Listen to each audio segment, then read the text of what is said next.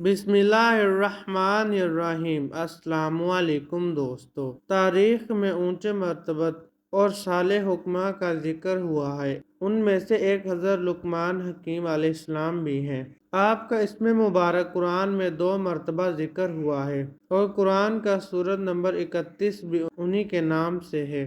حضرت لقمان علیہ السلام کے بارے میں آپ صلی اللہ علیہ وآلہ وسلم کی ایک حدیث ہے۔ میں ایک بات کہتا ہوں کہ لقمان پیغمبر نہیں تھے، لیکن وہ ایسے بندے تھے جو بہت زیادہ غور و فکر کرتے تھے۔ وہ یقیناً اعمال کے بلند درجے پر فائز تھے۔ وہ اللہ کو دوست رکھتے تھے اور اللہ سبحانہ و تعالیٰ بھی انہیں اپنا دوست رکھتا تھا، اور اللہ سبحانہ و تعالیٰ نے انہیں ایک حکمت جیسی نعمت سے نوازا تھا۔ حضرت لقمان علیہ السلام ان افراد میں سے تھے جنہوں نے طویل عمریں پائیں۔ آپ کی عمر مبارک 200 سے 500 سال اور 1000 سے 3500 سال تک لکھا گیا ہے۔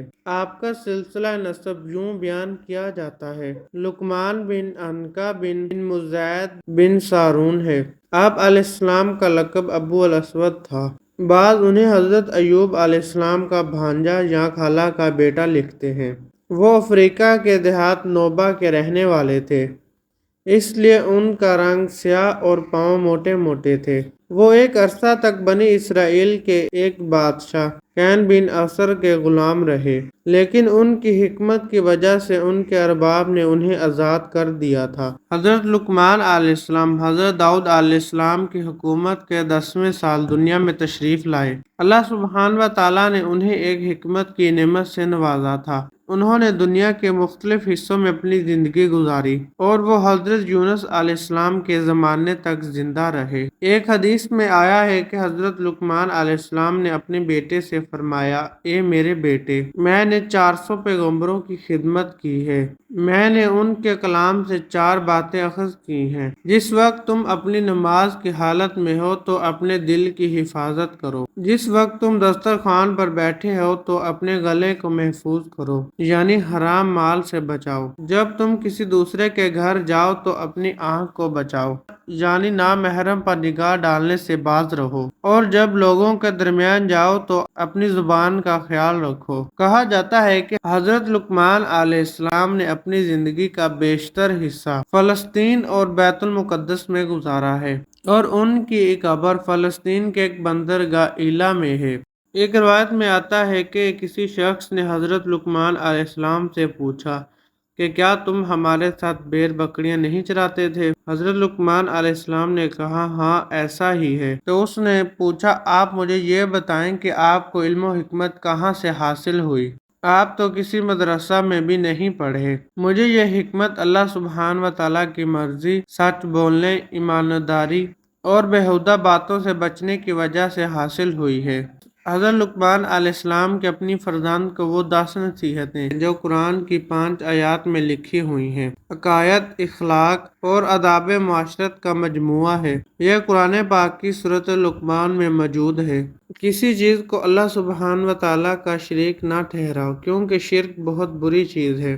اے بیٹے، نیکی اور بدی ایک رائے کے دانے کے برابر ہو، اور کسی پتھر کے اندر ہو یا پھر آسمانوں میں ہو یا زمینوں کے گہرائیوں میں ہو، تو اللہ سبحانہ و تعالیٰ روز قیامت اسے ضرور سامنے لائے گا، کیونکہ وہ لطیف بھی ہے اور باخبر بھی ہے۔ بیٹا، نماز قائم کرو، نیکیوں کا حکم دو، برائیوں سے منع کرو، اور جو بھی مصیبت پڑے اس میں صبر کرو، اور خبردار لوگوں کے سامنے اکڑ کر منہ نہ پھیلا دینا۔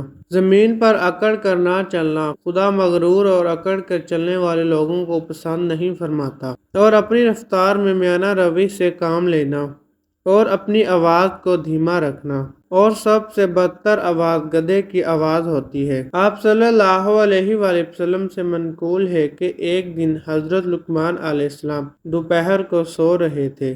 اچانک انہوں نے ایک آواز سنی کہ اے لقمان، کیا آپ چاہتے ہیں کہ خدا آپ کو زمین پر اپنا خلیفہ اور نمائندہ قرار دے کہ آپ لوگوں کے درمیان حق کا فیصلہ کریں؟ حضرت لقمان علیہ السلام نے جواب دیا کہ اگر میرا خدا مجھے اجازت دے تو میں راہ عافیت اختیار کروں گا، اور اس بہت بڑے امتحان کے لیے تیار ہوں۔ اگر حکم ہو تو میں اسے دل و جان سے قبول کروں گا۔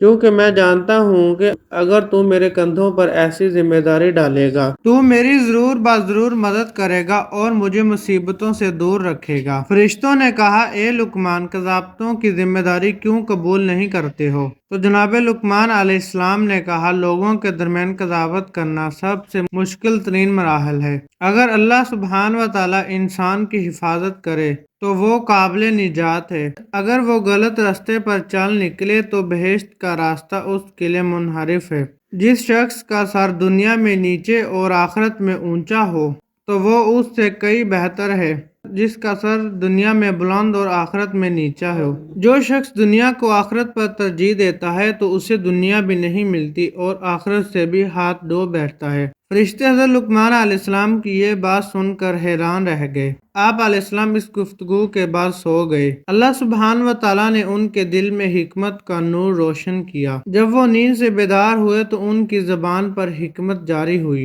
حضرت داؤد علیہ السلام نے ان سے فرمایا، اے لقمان، آپ کو خوشخبری ہو کہ آپ کو حکمت عطا کی گئی ہے۔ دوستو، اب میں آپ کو حضرت لقمان علیہ السلام کے چند واقعات سناؤں گا جس میں ہم سب کے لیے سبق اور نصیحت ہے۔ ایک دولت مند شخص ایک ندی کے کنارے جوئے میں مصروف تھا۔ اس نے مستی کی حالت میں یہ شرط لگائی کہ جو ہارے گا یا تو وہ اس چشمے کا سارا پانی پیے گا یا وہ اپنی بیوی اور مال و دولت جیتنے والے کو دے دے گا۔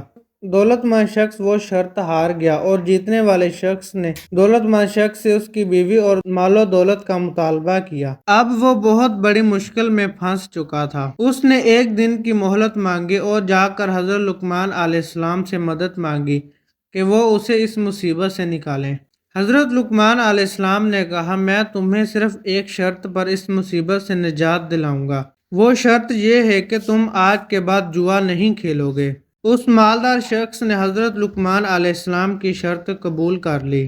جب وہ جیتنے والا شخص تمہارے پاس آ کر چشمے کا سارا پانی پینے یا تمہاری بیوی یا دولت کا مطالبہ کرے تو تم اس سے یہ کہنا، اگر تمہارا مراد وہ پانی ہے جو کل اس ندی میں تھا تو تم اسے لے آؤ تاکہ میں اسے پی سکوں۔ اگر مراد وہ پانی ہے جو اس وقت موجود ہے تو تم چشمے کا منہ بند کرو تاکہ بچنے والا تمام پانی میں پی سکوں۔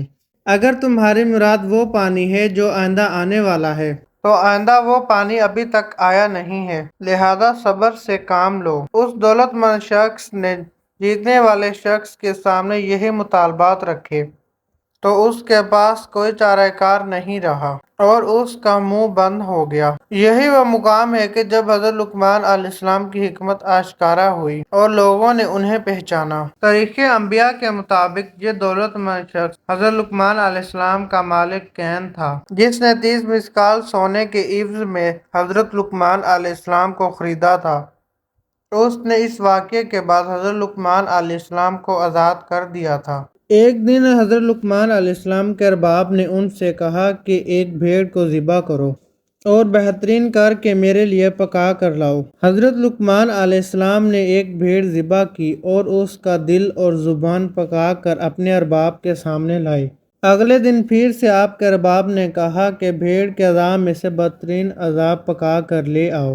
حضرت لقمان علیہ السلام نے پھر زبان اور دل پکا کر سامنے پیش کر دیا تو حضرت لقمان علیہ السلام کا ارباب کہنے لگا، جب میں نے تم سے بہترین اعضاء کا کہا تو تم دل اور زبان پکا کر لے آئے، اور جب میں نے تم سے بدترین اعضاء کا کہا تو پھر بھی تم دل اور زبان ہی پکا کر لے آئے، اس کی کیا وجہ ہے؟ حضرت لقمان علیہ السلام نے فرمایا کہ اگر یہ دونوں اعضاء پاک ہو تو بہترین ہیں اور اگر یہ دونوں پلیت ہیں تو بدترین ہوں گے۔